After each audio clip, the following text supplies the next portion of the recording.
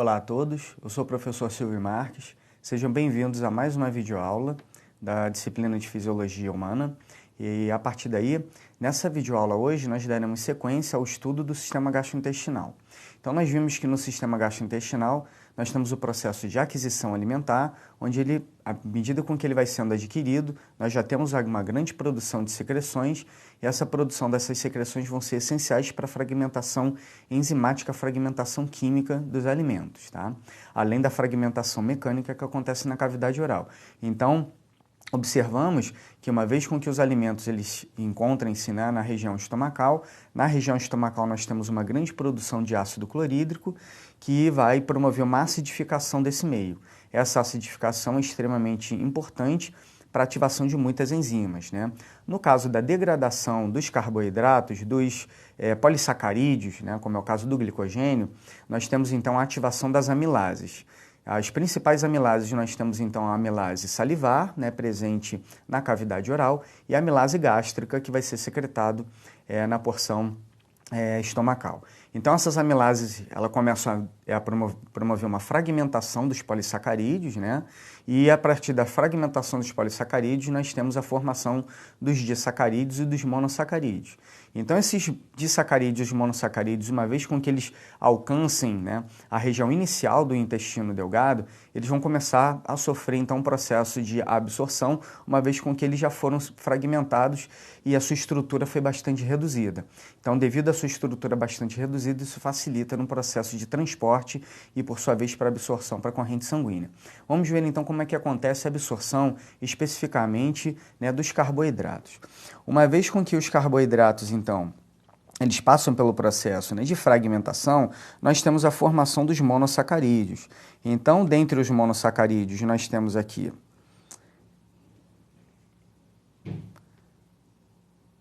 nos monossacarídeos, nós temos aqui, então, a glicose, né, e galactose, tá? E a frutose também. Reparem que o mecanismo de transporte deles acontecem por duas proteínas diferentes, tá? Então, como é que vai acontecer esse mecanismo de transporte? Nós temos aqui a bomba, tá, eletroquímica, a bomba sódio potássio ATPase, que ela vai promover um gradiente, então, vai gerar um gradiente eletroquímico muito importante no meio intracelular, que vai favorecer, então, o transporte dessas moléculas. Relembrando que a bomba sódio potássio ATPase, ela vai promover, então, o efluxo de 3 moléculas de sódio, enquanto que ela promove o influxo de 2 moléculas de potássio. Isso faz com que o meio intracelular ele fica negativo em relação ao meio extracelular. Então, se o meio intracelular ele fica negativo ao meio extracelular, nós temos então a maior concentração de sódio na porção extracelular, então essa negatividade do meio intracelular favorece a entrada de sódio. Então, reparem, né, através desses transportadores chamados de SGLT1, que são os transportadores de glicose, tá, mas através de um cotransporte com sódio. À medida com que o sódio vai entrando na célula a favor do seu gradiente de concentração, a glicose e a galactose ela vai sendo, né, transportada juntamente com o sódio. Então, por isso que isso é chamado de transporte ativo secundário, né? A bomba sódio-potássio, ela gerou um gradiente eletroquímico favorável à entrada do sódio e a glicose e a galactose, então, elas vão ser transportadas juntas, né? Por isso que é um mecanismo de cotransporte. Em paralelo, a frutose, por sua vez, ela vai sendo transportada a favor do seu gradiente de concentração, mas por outro tipo de transportador que é chamado de GLUT5. Tá?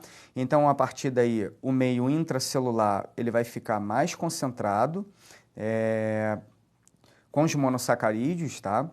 E a partir daí, isso vai forçar, através do seu transporte, pelo GLUT2. Então, o GLUT2 permite também o transporte dos monossacarídeos a favor do seu gradiente de concentração, sempre em direção à corrente sanguínea, tá? Então, a corrente sanguínea, ela está desse lado aqui e os carboidratos, eles começam a passar por esse processo de absorção. Paralelamente, nós temos também o transporte, né, o mecanismo de absorção que está relacionado com os lipídios, com as gorduras. Então, nós vimos que as amilases elas vão promover a fragmentação dos carboidratos. De maneira bem semelhante, então, nós temos as lipases. As lipases elas vão ser responsáveis pelo processo de lipólise e pela fragmentação dos lipídios. Então, além da lipase lingual, nós temos a lipase gástrica e a lipase também pancreática. A lipase lingual e a lipase gástrica, elas necessitam de um pH mais ácido para poder exercer essa atividade de digestão sobre os lipídios. Então, é por isso que na região estomacal nós vamos ter a atuação da lipase gástrica atuando nessa fragmentação dos lipídios. E uma vez com que os lipídios, então, eles alcancem o duodeno, na região da ampola hepatopancreática, nós temos então os ductos pancreáticos lançando a lipase pancreática e também os ductos biliares, né, onde vão lançar aqui os sais biliares. Então, uma vez nessa região do duodeno, aí sim as gorduras elas vão passar por um grande processo de fragmentação, tá? E a partir desse processo de fragmentação, onde os triglicerídeos são quebrados em diglicerídeos e até mesmo em monogliceróis, esses monogliceróis, esses diglicerídeos, eles vão se unindo, né, aos sais biliares e vão formando o que são chamados de micelas, tá? Esse processo é chamado de processo de emulsão. Então, essa emulsificação vai promover, então, a união, né, dos sais biliares junto com essas moléculas de gordura mais simples. Uma vez, então, na região aqui do epitélio, tá, bem próximo aqui do epitélio, nós temos, então, processos complexos, né, que estão relacionados, né, com o processo de acidificação desse epitélio e, por sua vez, nós temos a fragmentação dos sais biliares presentes, então, nessas moléculas de gordura e, então, nós vamos ter o transporte da gordura para o meio intracelular. Uma vez no meio intracelular, então, sob a forma de colesterol, triglicerídeos, o aparelho de Golgi e outras organelas dessas porções da célula do intestino delgado, elas vão promover uma grande síntese de proteínas e essas proteínas, então, vão se unir com esses trigliceróis e com o colesterol, formando o que nós denominamos de quilomicrons. Os quilomicrons, então, eles são endocitados, né? Na verdade, eles vão ser envolvidos por uma vesícula e uma vez com que eles começam a ser vesiculados pelo processo de exocitose, eles são lançados, então, no meio intersticial. No meio intersticial, devido à grande complexidade, né, e pelo tamanho, pelo peso molecular dos quilomicrons, eles não conseguem ser transportados pelos capilares, então eles não conseguem alcançar a corrente sanguínea. Por isso, então, que os quilomicrons eles vão ser direcionados até os capilares linfáticos e começam a ser absorvidos pelos capilares linfáticos. E aí, a partir daí, por sua vez, os capilares linfáticos eles vão desembocar todo o conteúdo na região da circulação sanguínea novamente. De maneira bem semelhante ao que acontece com os carboidratos, nós temos também o transporte e absorção das proteínas sob a forma de dipeptídeos, tripeptídeos, até mesmo aminoácidos específicos. Então, nós temos as peptidases, né, que podem ser classificadas como endo- ou exopeptidases. As endopeptidases, elas atuam nas cadeias iniciais polipeptídicas, né, das proteínas mais complexas, enquanto as exopeptidases, elas vão atuar nas cadeias finais polipeptídicas. O resultado disso é a degradação das proteínas, né, e dos polipeptídeos em dipeptídeos e tripeptídeos. Então, reparem que aqui nós temos também a atuação da bomba sódio-potássio ATPase, realizando o transporte ativo primário. Então, ela promove o efluxo de 3 moléculas de sódio e o influxo de 2 moléculas de potássio, tornando o meio intracelular também negativo. Essa negatividade, então, ela faz com que o sódio seja forçado a entrar dentro da célula a favor do seu gradiente de concentração e à medida com que o sódio, né, a gente pode observar que o sódio vai entrando na célula, nós temos então aqui o efluxo de prótons. Esse efluxo de prótons é importante por quê? Porque vai deixar o meio intracelular com conteúdo menor de prótons em relação ao meio extracelular.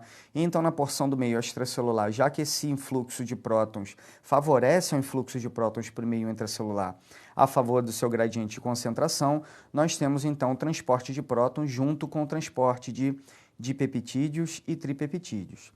Então, esses dipeptídeos e os tripeptídeos, outras peptidases, né, vão estar realizando esse processo de degradação deles, eles vão se transformar em aminoácido, nas cadeias de aminoácidos específicas, ou não, né? Que aí nós temos lá a formação limitada ou ilimitada desses aminoácidos e a partir daí eles vão ser transportados pela membrana basolateral em direção à porção da corrente sanguínea novamente.